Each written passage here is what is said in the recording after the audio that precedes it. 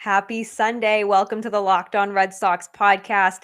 And Michael Wacha is now a member of the Boston Red Sox. We're going to break down his deal just a little bit on this special Sunday episode of Locked On Red Sox. So let's just get right to it.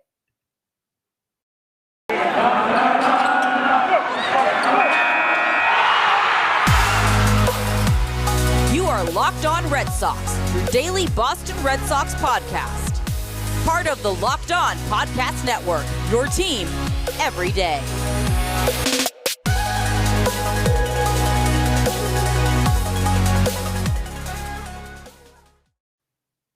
So Michael Wacha, the newest member of the Boston Red Sox. I'm your host, NESN's Lauren Campbell. I've been covering the Red Sox for NESN now for about 4 years, in the Boston media scene as a whole for almost 7. Born and raised in the Boston area, so love being able to talk Red Sox with you as a reporter perspective, from a fan perspective, and maybe someone who's a little bit kind of confused over the move.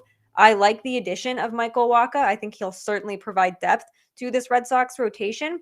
However, he only made $3 million last year when he was with the Tampa Bay Rays, and the Red Sox gave him a nice pay raise, and he now will make $7 million. There's no incentives. It's just a straight $7 million contract. He spent 2021 with the Tampa Bay Rays. He went 3-5 with a 5.05 ERA. So, like I said, very underwhelming. The ERA is not good. We obviously want to see that a lot lower. Chaim Bloom and Michael Wacha did not cross paths while Chaim Bloom was a member of or in the Tampa Bay Rays organization. But it's clear that Boston saw something that they really liked with Wacha. He's coming off 2 pretty much underwhelming seasons with the Mets and Tampa Bay Rays. He spent 7 seasons with the St. Louis Cardinals. Fun fact, he started games 2 and game 6 of the 2013 World Series against the Red Sox.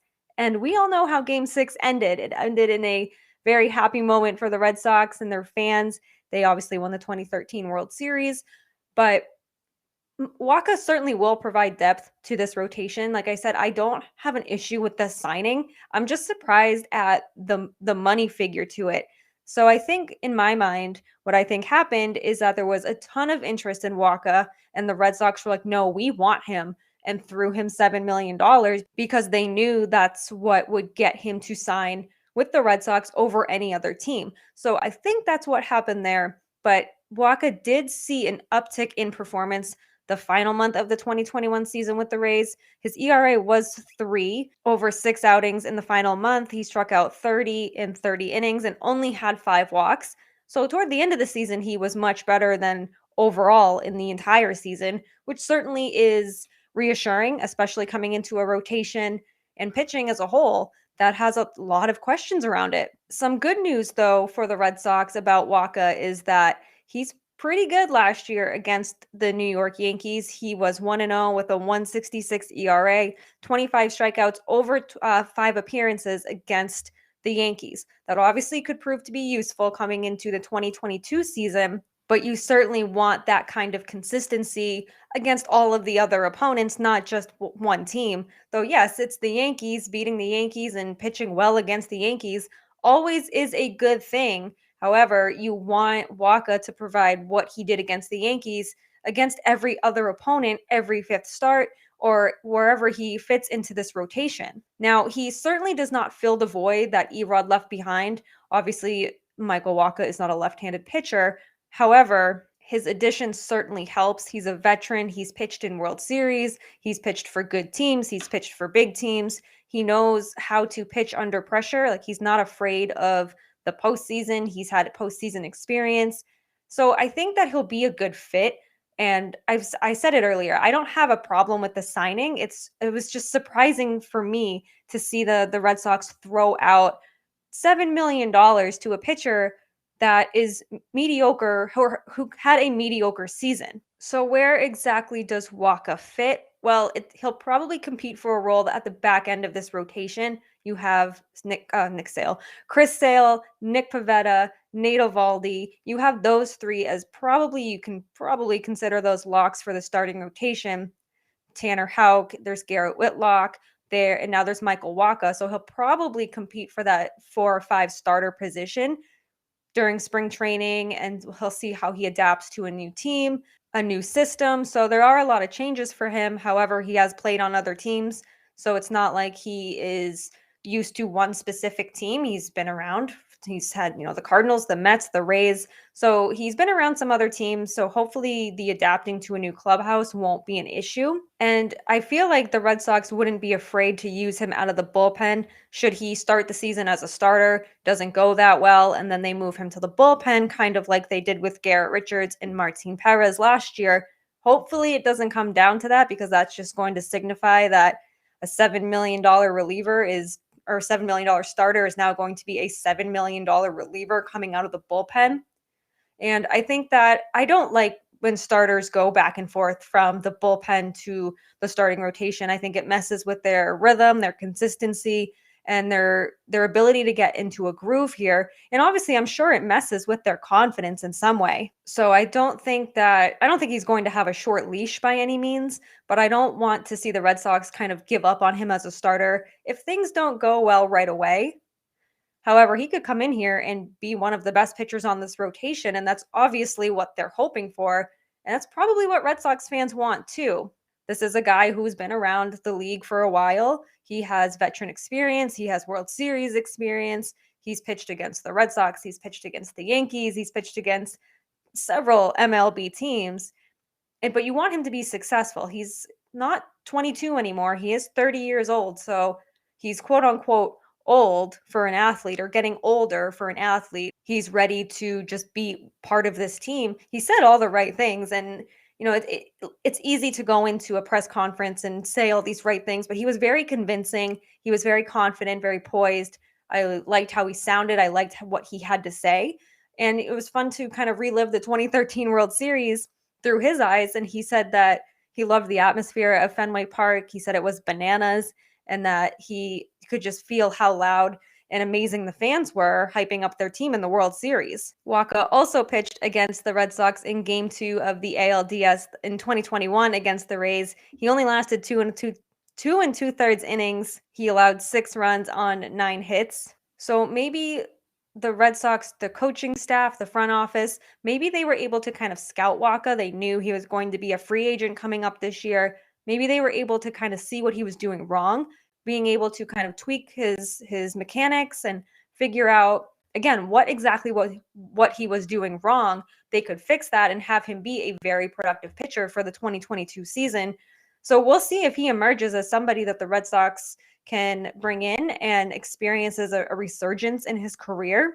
You obviously want the best for Michael Wacha. You hope that this signing works out, and you hope that the $7 million doesn't go to waste, because that is a lot of money for a pitcher who's coming off mediocre seasons, but he could very well be worth the risk. So we will see how the Red Sox and how this all pans out with Michael Wacha. I'm excited to see. I think, like I said, I like this signing. It's just the money that pretty much concerns me the most. But I also hope that they don't think that this is going to fill the void of Erod, because it's certainly not. It's going to provide a lot of depth. I think this is a good depth move as well. But there's still a lot of questions to be answered surrounding this pitching. And while Michael Wacha doesn't provide all of the answers for the pitching, he provides a little bit, but there's still a lot of work to be done here. Coming up in our second segment of Locked On Red Sox, I'm going to end this show on a positive note. This is just a quick, super special Sunday episode of Locked On Red Sox, so we will end it on a positive note, as we always do. But first, I need to tell you about Built Bar. You know that I love Built Bar. I love their flavors. They don't taste like cardboard like some of the other protein bars do. They're low calorie, they're low carb, they're low fat, they're high in protein. They have so many flavors. There's several flavors, something for everyone. It's a great option for when you're hungry. It's a great option when you're on the go, if you need something quick before or after the gym. If you are like me and don't like eating breakfast first thing in the morning, grab one for your car ride into work. It is perfect for that. And Built Bar has new surprises all month long. There's limited time flavors arriving at Built.com regularly, so please go check out the website often. There is nothing like a Built Bar Black Friday weekend. So mark your calendars, because this weekend is a huge event with all sorts of surprises, and we have an offer for you. Go to Built.com, use promo code LOCKED15, and you'll get 15% off your order.